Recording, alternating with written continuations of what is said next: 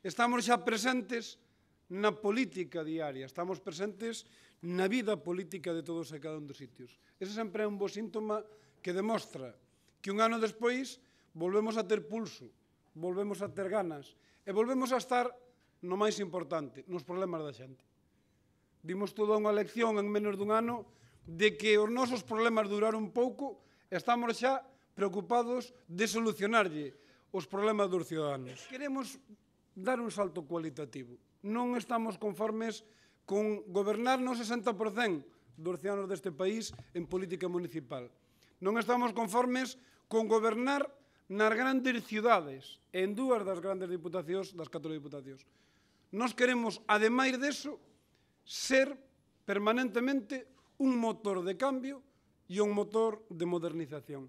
E vamos a poñer en práctica hoxe, dunha maneira con moita voluntade, con moitas ganas e con moito acerto, creo que tamén, vamos a poñer en marcha novas prácticas para que a política municipal siga tendo elementos diferenciales. Eu creo que hai un novo escenario político para todos nós. Nunha enquisa que facíamos fai pouco nos dicen que o 28% dos ciudadanos deste país, o 28%, só reciben información política a través da red. A red pasa a ser un elemento troncal para facer política, por eso que o noso modelo de comunicación con todo ese estamento da sociedade que quere recibir información a través de un xeito distinto, creo que é moi importante. Temos que ser capaces de marcar elementos diferenciales en políticas medioambientales. No goberno anterior falábamos daqueles núcleos de sostenibilidade.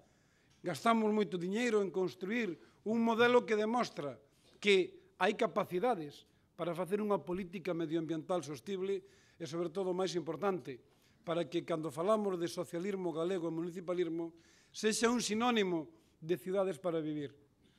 De cidades onde a calidade de vida física, a calidade de vida psíquica, na relación entre todos nós, é un elemento diferencial dos socialistas. Pero permitideme que hoxe faga unha reflexión sobre un elemento. As boas prácticas municipales, o diálogo e os elementos diferenciales que temos nós. Nós tuvemos sempre un elemento diferencial deses que son tan importantes que pasan desapercibidos. Fomos o partido que puxemos en marcha un modelo legislativo para que as listas que se acuden ás formacións municipales fosen con elementos paritarios.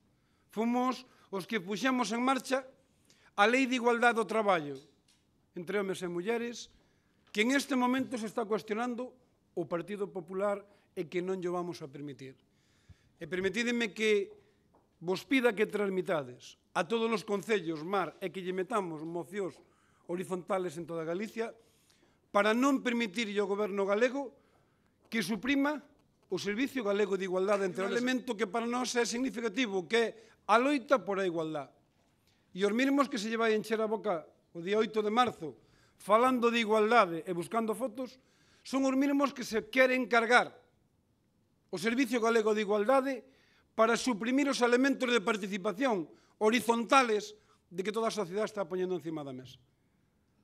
Eu creo que non hai que sucumbir ningún paso atrás. Cada concello ten que aprobar unha moción. E os grupos parlamentarios vamos a presentar unha proposición non de lei.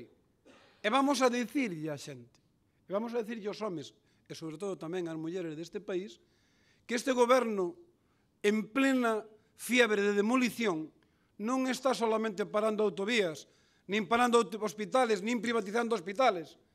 Está construindo, destruindo, basicamente, os elementos que van a ser a clave do futuro. Non habrá un país competitivo mentre non haxa un elemento de igualdade entre homes e mulleres que tiren homoxeneamente deste país.